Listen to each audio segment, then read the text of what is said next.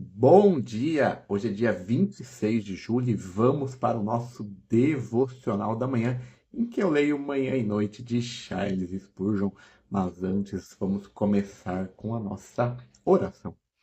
Jesus, Pai querido, que o Senhor esteja presente do começo ao fim deste devocional. Que o Senhor traga para essa live todos que precisam ouvir essa reflexão sobre a sua palavra que se encontra em 2 Pedro, capítulo 1, versículo 5 ao 7.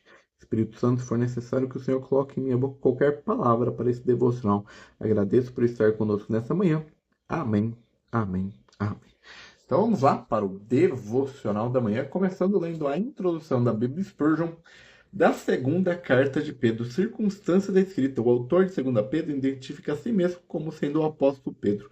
Ele se chama pelo nome de Simão Pedro, que geralmente não acontecia, tendo outra ocorrência somente em Atos, capítulo 15, versículo 14.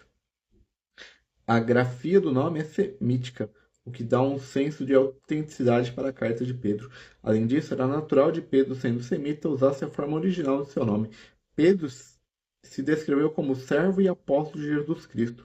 Ele via a si mesmo como um servo submetido ao senhorio de Cristo e com uma ordenação divina, um comissionado direto de uma representação autorizada do próprio Senhor Jesus. A carta contém diversas alusões pessoais à vida de Pedro. Ele menciona que sua morte estava próxima. Descreve a si mesmo como uma testemunha ocular da transfiguração de Jesus, citando as palavras da voz que veio do céu neste evento. Indica quem escreveu anterior para os destinatários dessa carta, quais ele chama de amados. E também chama Paulo de nosso amado irmão.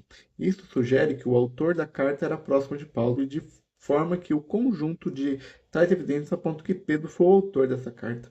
Muitos estudiosos contemporâneos, no entanto, rejeitam a Pedro como sendo o autor dessa carta. Eles argumentam, por exemplo, que, primeiro, as referências pessoais da vida de Pedro foram usadas como um artifício literário por alguém que escreveu a carta sob o nome do apóstolo para garantir áreas de autenticidade. Segundo, o estilo de grego de 2 Pedro é diferente daquele de 1 Pedro. Terceiro, as referências à carta de Paulo como uma coleção aponta para uma data posterior àquela da vida de Pedro.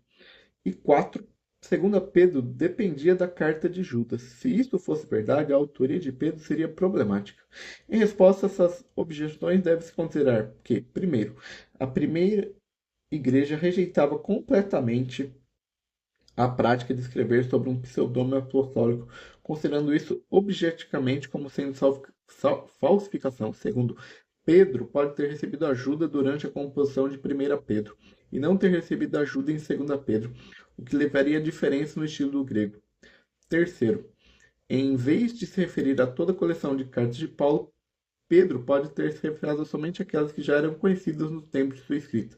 E quatro, Pedro pode ter tomado algum emprestado de Judas, ou ambos terem usado uma fonte comum. Todas as evidências surgem que se deve considerar 2 Pedro como sendo uma carta autêntica. Ao contrário de 1 Pedro, 2 Pedro não menciona destinatários específicos, nem se refere a um destino exato.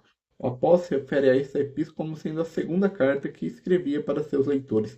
Se a carta escrita antes de 2 Pedro for 1 Pedro, então ele escreveu para os mesmos recipientes, aos estrangeiros dispersos por todo o Ponto, Galácia, Capadócia, Ásia e Bitínia.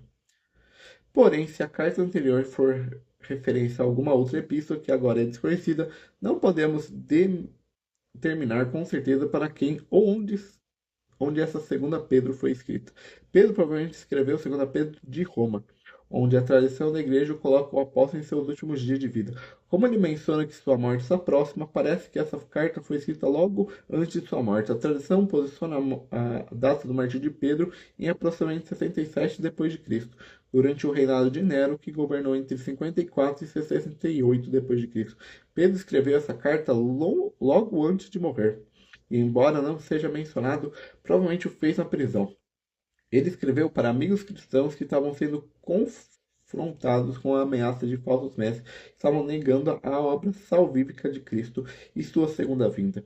Sendo testemunha ocular da vida de Jesus, Pedro buscou afirmar para seus leitores a realidade do retorno de Cristo e lembrá-los das verdades as quais eles não podem esquecer caso ele não lhes escrevesse acerca delas. Contribuição para a Bíblia.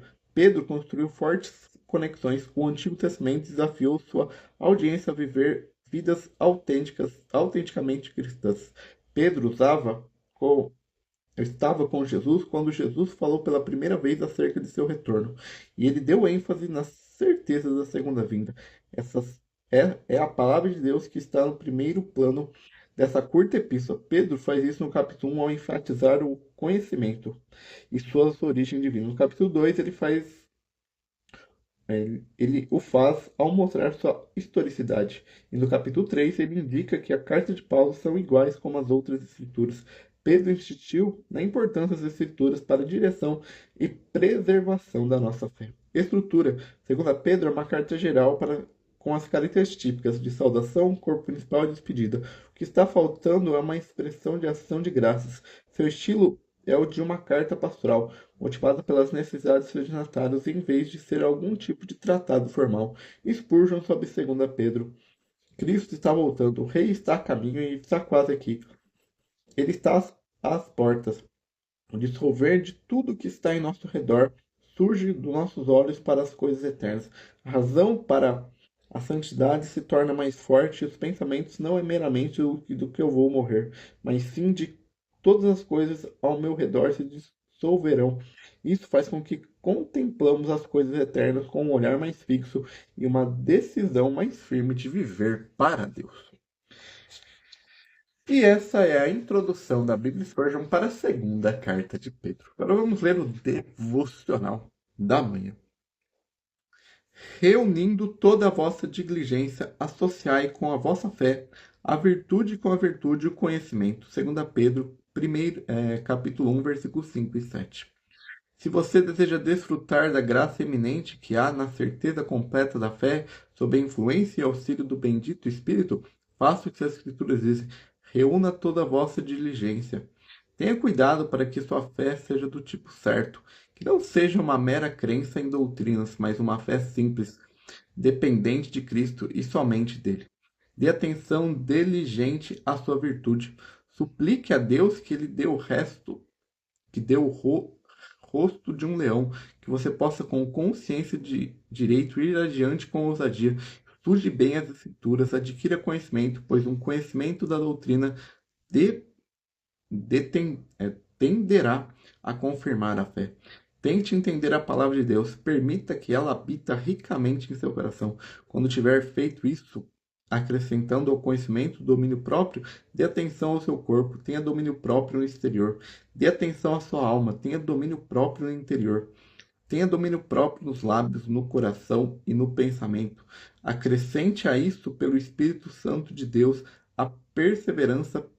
Peça a Ele que dê a você a perseverança que reside a aflição, pois ela, quando provada, resultará em ouro. Revista-se com a perseverança para não murmurar ou ficar deprimido em suas aflições. Quando essa graça for adquirida, busque a piedade. A piedade é algo mais que a religião.